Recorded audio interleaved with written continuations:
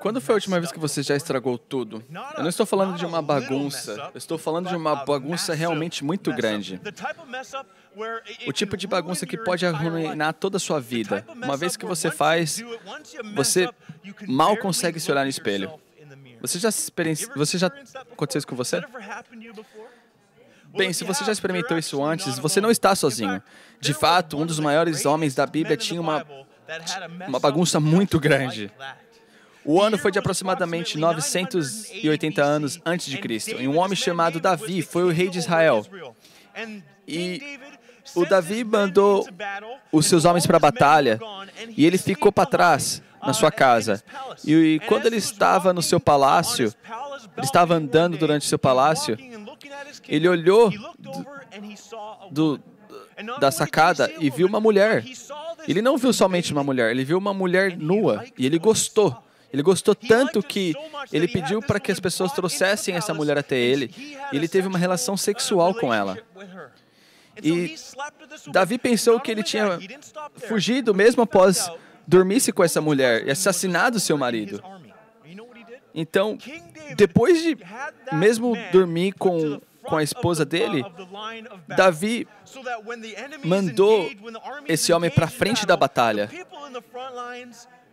E o que acontece com as pessoas que vão para frente da batalha? Eles morrem. E ele mandou o esposo dessa mulher para que ele pudesse morrer. E o que aconteceu? Ele morreu. E Davi começou. E Davi achou que Davi começou a viver a vida como se isso nunca tivesse acontecido. Ele matou o marido dela e ele achou que ele podia se livrar disso. Até que um dia Deus mandou um profeta para Davi, chamado Natã. Isso parece muito fácil, mas ele estava arriscando a sua vida indo até o rei Davi. Porque você não podia simplesmente ir até a um rei. Mas ele tinha uma resposta, uma palavra de Deus para aquele homem. E ele arriscou sua vida por isso e foi até Davi. E o profeta Natã disse, ok, Davi, tinha um homem rico que tinha muitos animais. Ele tinha tantas coisas, cavalos, ovelhas, gado, ele tinha muita coisa. Ele era um cara rico. E tinha esse cara pobre que mal tinha alguma coisa. Ele tinha somente um cordeiro. E o Davi, esse homem rico tinha convidados vindo. E ao invés de dar um dos seus animais e servir como comida para os seus convidados, ele roubou o cordeiro daquele homem pobre. E ele roubou. E quando o rei Davi ouviu essa história, ele ficou furioso, ele olhou para Natã e falou, Natã, quem é esse homem? A gente precisa achar esse cara, a gente precisa puni-lo.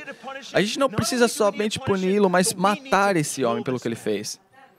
E o profeta Natã, corajoso como sempre, apontando o dedo para Davi, disse, Rei Davi, você é esse homem. Isso é exatamente o que você fez quando você levou Betseba e matou seu marido. Você é esse homem. E nesse momento tenso, o rei Davi Davi foi chamado pelo que ele tinha feito. Ele tinha duas opções, na verdade. Davi tinha duas opções. Ele podia esconder sua falha, ele poderia ter negado a acusação, ele poderia ter rido de Natã e jogado fora do palácio. Davi tinha o poder absoluto, ele poderia ter matado para confrontá-lo publicamente. Isso teria acabado com essa acusação. Ou ele poderia confessar sua falha. Ele poderia ter admitido o seu erro. Ele poderia ter dito, ouça, eu estava errado. E ele poderia ter tido as consequências pelo erro que ele fez. Você já se deparou com uma situação como essa? Você mentiu e agora está contemplando cobrir essa mentira? Você trapaceou e agora está passando a culpa para alguém? Você fez algo muito errado e está tentando descobrir como que você pode sair dessa? Você falhou e não sabe se vai fazer a coisa certa e admitir o que você fez. Você não sabe se vai esconder ou confessar o que fez de errado. Essa decisão foi o ponto de giro para Davi. Em 2 Samuel 12:13, Davi cai em si e Davi diz: pequei contra o Senhor.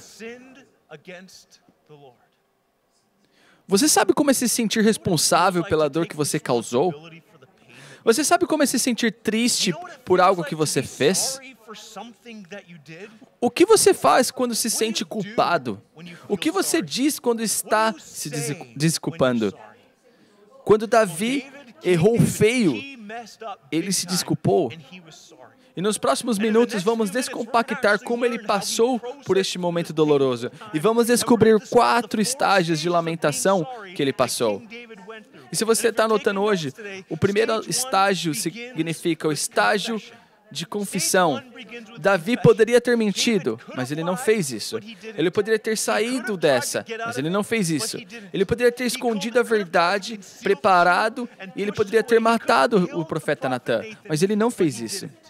Ao invés, Davi percebeu que ele fez algo de errado, algo que estava horrivelmente errado, e ele se arrependeu. E ele quer dar o próximo passo. Ele quer fazer as coisas certas com Deus. Veja, a realidade é muito mais fácil esconder seu fracasso. Mas se você quiser mudar de verdade, se você quer fazer as coisas certas, se você está realmente arrependido, você confessa. E você deve estar se perguntando, por que eu confessaria? Se eu confessar para Deus, não é eu mais ou menos me entregar?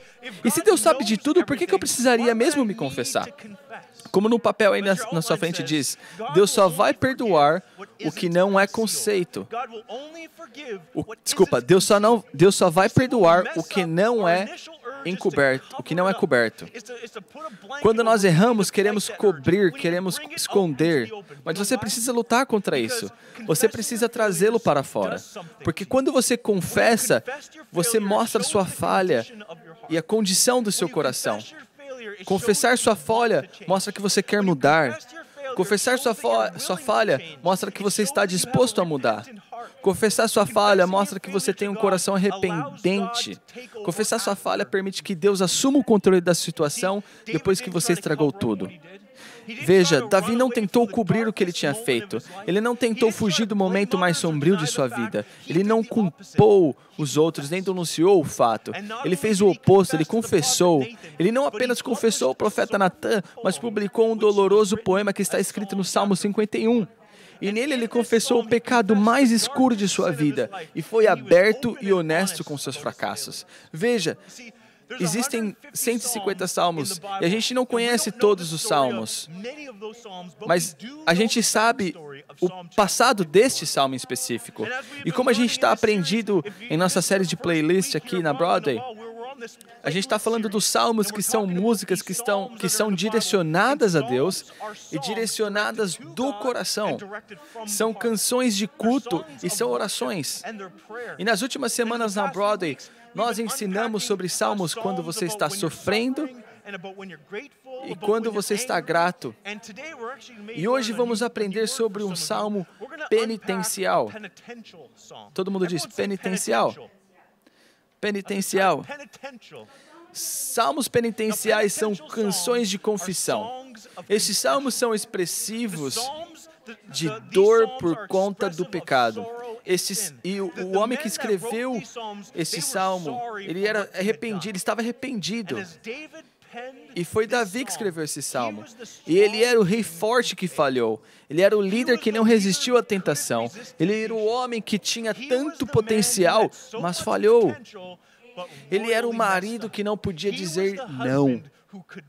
Essa foi sua história. E ele queria mudar. Ele queria o perdão. E nesse momento, a decisão de Davi se confessar e confessar seus fracassos, começou essa jornada de redenção na vida dele. E começou um novo capítulo na sua vida. Um capítulo em que Deus redimiria a narrativa de sua vida. E no Salmo 51 vemos a emoção e a honestidade crua de um homem quebrado confessando a Deus. O Salmo 51 descreve o processo de pensamento de Davi em sua dolorosa resposta a Deus. E no Salmo 51, ele esquece os estágios de lamentar que Davi passava. E Davi começou assim: tenha piedade de mim, ó Deus, segundo o teu amor infalível, de acordo com essa grande compaixão, apague as minhas transgressões. Vê, logo de cara, Davi reconhece seu pecado e sua necessidade de perdão e restauração. Davi diz: tem piedade de mim, ó Deus, de acordo com o seu amor infalível e sua grande compaixão. Ele não está negando o seu erro, ele não está ficando defensivo, ele está realmente fazendo um pedido muito ousado. Davi está pedindo por misericórdia ao invés de punição. Ele está dizendo: Deus, eu sei que eu mereço uma punição, mas suas misericórdias são tão grandes, seu amor é tão grande, sua compaixão é tão vasta, e é por isso que eu ouso pedir que você apague essas coisas terríveis que eu fiz. Ele continua e diz: Deus, apague as minhas transgressões. E a palavra transgressão significa meus erros, minhas falhas. E ele está implorando a Deus para apagar tudo. Eu não sei que ano que você foi no colegial, mas quando eu estava no colegial, você tinha aquele Errorex, né? Aquele branquinho, o famoso Errorex. E a gente tinha que escrever muitas coisas à mão.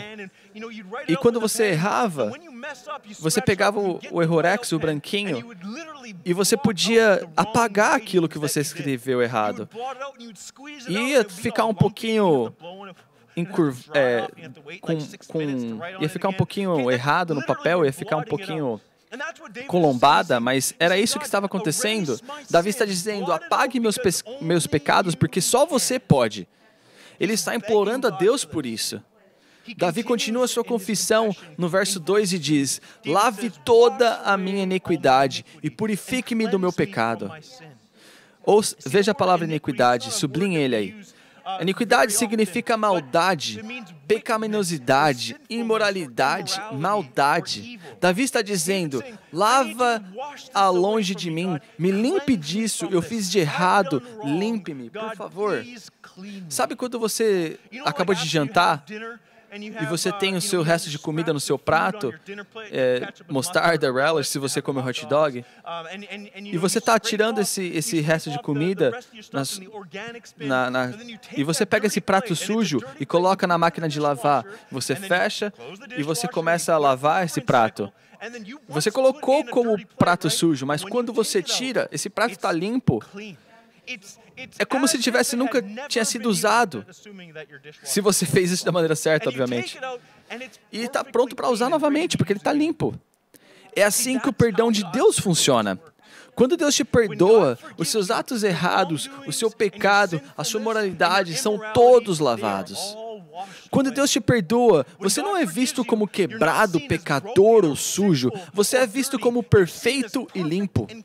E Davi está colocando tudo na mesa. Ele está falando: Deus, estou quebrado, sou pecador, sou mau, estou sujo.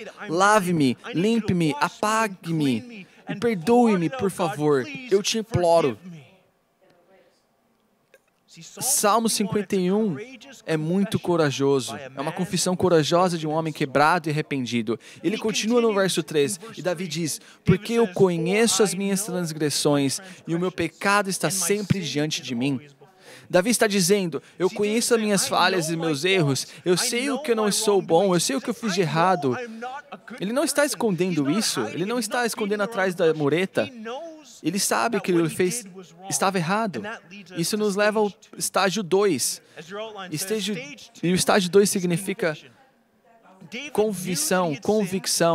Davi sabia que ele pecou, ele sabia que era ruim. Quando Jesus estava sentado com seus discípulos para a última ceia, ele disse, ele estava ali com seus discípulos na última ceia, e ele disse, enquanto eles estavam sentados ao redor da mesa, e diz, eu estou parafraseando João 16 agora, eu estou deixando você, eu estarei com meu Pai, mas vou deixar alguém com você. E de que ele estava falando aqui? Quem que ele iria deixar com os discípulos? Ele estava falando do Espírito Santo. Jesus explica que o Espírito Santo seria nosso advogado. nosso ajudante, o nosso confortador. Isso pode até te surpreender. O Espírito Santo será aquele que te convence. Ouça as palavras de Jesus conforme registrado no livro de João 16:8. E quando ele fala, e quando ele vier, ele está falando do Espírito Santo, ele convencerá o mundo do seu pecado, da sua justiça de Deus e do juízo vindouro. O Espírito convence, ou seja, ele torna consciente do seu problema. E você pode estar pensando aqui, Espírito Santo me convencerá? Não, obrigado. Eu não preciso do Espírito Santo para me culpar sempre que eu estragar. Eu não preciso do Espírito Santo falar toda vez que eu errar. Eu não preciso de mais sentimentos de indignidade e insegurança. Eu já tenho o suficiente desses. Eu vou dar vou passar na convenção do Espírito Santo. Isso não é o que Jesus está dizendo. Não é assim que o Espírito Santo nos convence. E a gente, eu e minha filha começa a passear com os nossos filhos. A gente tem um de 6 e um de 4, 2 meninos. E quando a gente está fora de casa, a gente fala, vamos para casa agora. Mas eles não sabem para onde a casa é. E a gente tem que direcioná-los, porque eles são muito pequenos ainda. E eles começam a caminhar conosco. E eu aponto para casa e falo, a casa é para lá. E é assim que o Espírito Santo nos convence. Ele aponta você para Deus. O Espírito Santo sempre te lembrará que você precisa de Deus. Ele irá lembrá-lo de mudar de sua forma antiga de viver para não ir literalmente. Ele não vai lembrar que você não deve correr para qualquer coisa ou para qualquer pessoa, mas correr para Deus. A convenção do Espírito Santo não é sobre o pecado individual. A convenção do Espírito Santo é sobre conscientizá-lo de que você precisa de Deus. Você já sentiu isso antes? Você já sentiu esse aperto no coração?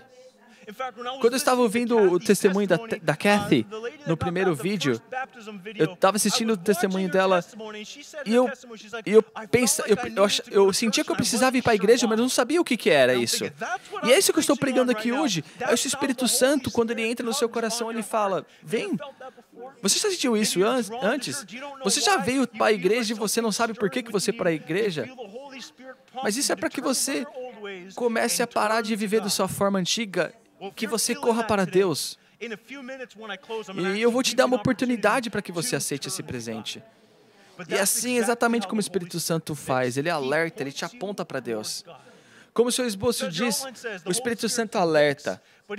Ele não condena, ok? O Espírito Santo não está aqui para aprontar todo o problema que você tem, mas para salvar você do maior problema que você tem, a sua separação de Deus. Um Deus perfeito e um homem perfeito não pode ter relacionamento. E o Espírito Santo mostra que a gente é pecador e que a gente precisa de Deus. Olha aqui, você está separado de Deus, mas você precisa de Deus. Da mesma forma que umas crianças precisam ir para casa e precisam de direção, é assim que o Espírito Santo faz, ele te aponta para Deus. Deus é o único que pode te perdoar. E Davi sabia disso. Ele foi convencido disso. O Espírito Santo convence, mas ele não condena. A realidade é que Deus não está bem com o seu estilo de vida pecaminoso. Só porque você está perdoado, não lhe dá licença para o pecado. Não é desculpa para pecar. Só porque Deus mostra o amor, não significa que você deve continuar a pecar. Deus não condena as coisas erradas que você faz. Ele não condenou o que Davi fez, mas ele continuou a convencer a fim de nos ajudar a sair dos nossos velhos hábitos e voltar para Deus. Davi sabia dos seus pecados. Ele sabia do seu pecado. Ele sabia que precisava de Deus. Ele estava convencido. Ele estava muito arrependido. E Davi, arrependido, continua a derramar seu coração no versículo 4. Ele diz, contra você, somente você, pequei e fiz o que é de mal à sua vista. Então você está certo em seu veredito e justificado quando me julgar. Eu pequei, eu sou culpado, você está justificado para me julgar como quiser. Contudo, embora isso tudo seja verdade, embora o que eu tenha feito mal, Davi diz no verso 7, limpa-me com o ísopo e ficarei limpo. Lava-me e eu serei mais branco que a neve. Isso nos leva ao estágio 3 de desculpas. O estágio 3 fala de limpeza. Davi diz, me limpe com ísopo e ficarei limpo. E a pergunta lógica é, o que é um ísopo? O que é um ísopo? Ísopo é uma erva da família das mentas, e um dos seus principais usos é a limpeza. E a Bíblia menciona isso muitas vezes no Antigo Testamento, como Deus ordena que os israelitas usem isso na limpeza cerimonial de pessoas e casas. Quando eles tinham uma doença carnívora, eles usariam ísopo nessa limpeza cerimonial. O ponto é que, quando o escritor do Testamento Antigo pensava em uma planta de ísopo, o que eles pensavam, na verdade, era sobre a limpeza. E Davi está dizendo, bem, Senhor, eu tomo o lugar de um leproso moral. Meu pecado é a minha doença carnívora. Purgue-me com ísopo para que eu possa estar limpo. Lava-me mais branco que a neve. E um Davi quebrado e arrependido diz, cria em mim um coração puro, ó Deus, e renova dentro de mim um espírito firme. Eu quero que você imagine por um momento a condição em que o coração e a mente de Davi deviam estar naquele momento que ele cometeu aquele crime horrível. Imagine os lugares escuros que ele deve ter deixado sua mente chegar quando se viu Betsaba nu, quando ele cometeu adultério, quando ele dormiu com ela, quando ele assassinou o marido dela. E agora ele está dizendo, eu preciso de um coração novo, eu preciso de um coração puro. Davi está dizendo, crie em mim um coração novo, um coração limpo, para que tudo possa fluir daquele novo lugar. Eu não quero mais ser esse homem que eu era. Faça de mim uma nova pessoa, me dê um novo coração. Ele está dizendo, Deus, eu sei que você pode fazer isso. E se você fizer isso por mim, se você me desse perdão imerecido, se você me restaurar, se você não me abandonar, o verso 13 diz, então ensinarei aos transgressores os teus caminhos, para que os pecadores se voltem para você. No verso 14 diz, Deus, livra-me da culpa do derramamento de sangue. Ó Deus, Tu que és Deus, meu Salvador, a minha língua cantará da Tua justiça. Ele diz no verso 15, abra meus lábios, Senhor, minha boca declarará seu louvor. Davi está dizendo, se você me limpar, Deus, se você me der um coração novo, se você me restaurar, se você me perdoar, eu vou ser um homem novo. Deus está dizendo, se você me perdoar, eu vou mudar. Em resposta ao perdão de Deus, Davi prometeu uma vida mudada, uma vida transformada. Você deve estar aqui pensando, bem, Deus não vai perdoar ele. Isso não parece justo. Como um adúltero, uma pessoa que comete adultério, vai sair livre de limpeza? Não vai ter consequência? Não é o que acontece. Tinham muitas consequências pelo que ele fez. Tinha um efeito dominó que aconteceu. Naquele momento, sua família foi dilacerada. Ele teve filhos que morreram, seu reinado tomou uma espiral descendente.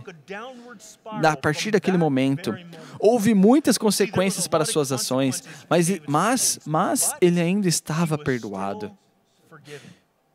Ele ainda estava perdoado.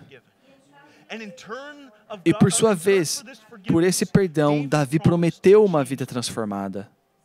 Se pudermos aprender alguma coisa na vida de Davi, é o fato de que você não precisa ser perfeito para ter uma vida que agrade a Deus. Eu vou dizer isso de novo. Se a gente puder aprender algo da coisa de Davi hoje, é o fato que você não precisa ser perfeito para ter uma vida que agradar a Deus. Amém? Você acha que Deus vai te amar mais se você é perfeito? Isso não é verdade. Você acha que ganha a aceitação de Deus e seu amor se você fosse uma pessoa melhor? Mas isso não é verdade. Você não precisa ser perfeito para ter uma vida que agrade a Deus. Deus não procurava perfeição em Davi, ele procurava por arrependimento. E o que esse arrependimento era? Ele procurou por alguém que quisesse mudar. Ele procurou por um coração suave. Ele queria alguém que queria fazer as coisas certas. Ele queria alguém que estava arrependido. E esse salmo penitencial diz tudo o que a gente precisa saber sobre como Davi estava arrependido. Deus viu um homem que foi quebrado e arrependido, querendo mudar, e o perdão de Deus. E foi isso exatamente que Deus fez. Mesmo depois de um fracasso grande em sua vida.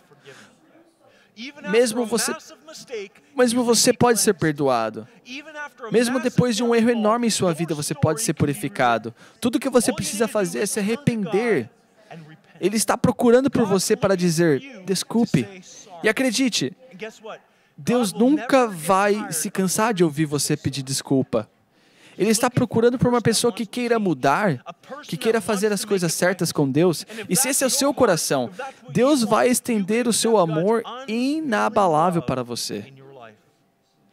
Isso nos traz a grande ideia de hoje. Toda semana aqui na Broadway Church, a gente gosta de resumir a palavra de Deus em uma frase. E hoje é, não importa o que você tenha feito, se você estiver arrependido, você pode ser salvo. Seu futuro não é determinado por suas falhas, mas pelo perdão de Deus. Davi não foi definido por seu fracasso, ele foi definido pelo perdão de Deus, e você também pode ser. Na verdade, Deus chamava Davi segundo o coração de Deus. Não importa o quão você errou, está longe de Deus, você pode ser perdoado hoje. De fato, o amor de Deus é maior que as suas falhas. Você não pode merecê-lo. Você não merece. Mas Deus ainda oferece a você. O apóstolo Paulo explica que esse amor excede qualquer conhecimento. A gente não pode entender o amor dele.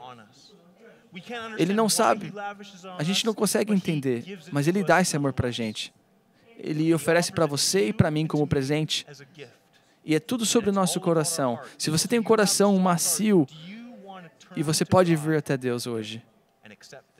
E esse tipo de amor que Ele está oferecendo a você hoje.